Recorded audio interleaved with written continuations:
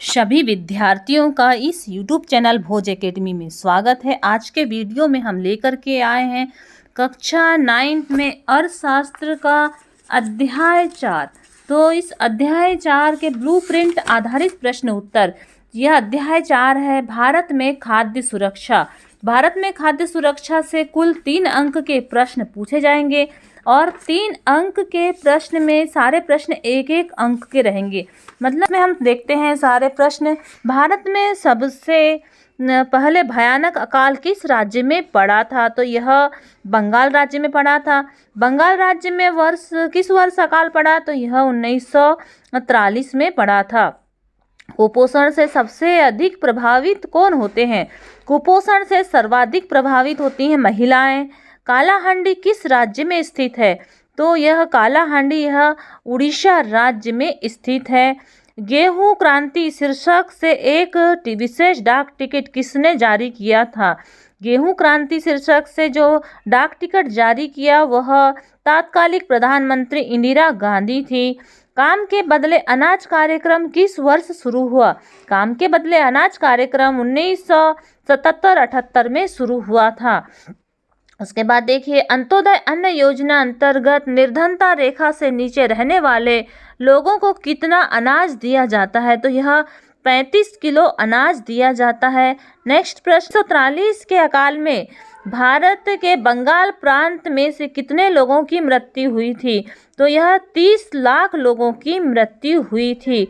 बंगाल का जो अकाल था किसकी कमी के कारण हुआ? तो यह चावल की कमी के कारण हुआ था। कृषि एक कौन सा कार्य है? तो कृषि एक मौसमी कार्य है। सार्वजनिक वितरण प्रणाली की शुरुआत कब हुई? सार्वजनिक वितरण प्रणाली की शुरुआत 1992 में हुई थी। उसके बाद संशोधित सार्वजनिक वितरण प्रणाली की शुरुआत यह भी 1992 में हुई। लक्षित सार्वजनिक वितरण प्रणाली यह 1997 में हुई। अंत्योदय अन्न योजना 2002 में आया। अन्नपूर्णा योजना 2000 में आई थी और राष्ट्रीय खाद्य सुरक्षा अधिनियम यह 2013 में प्रारंभ हुआ था। भारतीय खाद्य निगम जिसे FCI कहा जाता है यह। इसके बाद अगला प्रश्न है, सार्वजनिक वितरण प्रणाली का अंग है। तो सार्वजनिक वितरण प्रणाली उचित मूल्य की दुकान को कहा जाता है। और खाद्यान्न वितरित करने के लिए सरकार द्वारा बनाया गया भंडारण क्या कहलाता है? तो यह बम्पर स्टॉक कहलाता है। वह भुगतान जो सरकार द्वारा किसी उत्पादन को बाजारी कीमत की अनुपूर्ति के लिए किया जाता है वह क्या कहलाता है? यह अनुदान या सब्सिडी कहलाता है। अन्नपूर्णा योजना किस वर्ष प्रारंभ हुई थी? तो अन्नपूर्णा योजना सन 2000 में प्रारंभ हुई थी। निर्धनता रेखा से नीचे लोगों के लिए कौन सा कार्ड है? तो निर्धनता रेखा से नीचे के लोगों के लिए जो है BPL कार्ड है। उसके बाद में अगला जो कार्ड है वो देखते हैं। अंत्योदय कार्ड किसके लिए होता है? तो अंत्योदय कार्ड यह कार्ड निर्धनों में भी निर्धन लोगों के लिए अंत्योदय कार्ड होता है। APL कार्ड अन्य लोगों के लिए APL कार्ड होता है। जो कि बाद में हम देखते हैं कि बंगाल में अकाल के सबसे अधिक कौन लोग प्रभावित हुए थे? तो बंगाल के अकाल में खेतीहर मजदूर, मछुआरे, परिवहन कर्मी और अन्य अनियमित श्रमिक प्रभावित हुए थे। फिर देखिए कि भूखमरी कब होती है? भूखमरी तब होती है जब कोई व्यक्ति पूरे वर्ष काम पाने में अक्षम रहता है। भारत में किस दशक में अनाज उत्पादन में सर्वाधिक 10 की वृद्धि हुई? तो यह 2001 से 11 के मध्य सर्वाधिक वृद्धि हुई। राशन की दुकान पर कौन कौन सी चीज़ें बेची जाती है? तो चीनी, खाद्य और खाना पकाने के लिए मिट्टी का तेल, मतलब कि गेहूं, चावल और मिट्टी का तेल। फिर हाल में किस वर्ष सरकार के पास खाद्यान्न का स्टॉक सबसे अधिक था? तो जुलाई 2017 में खाद्यान्न का स्टॉक सर्वाधिक था। न्यूनतम समर्थन मूल्य किसे कहा जाता है?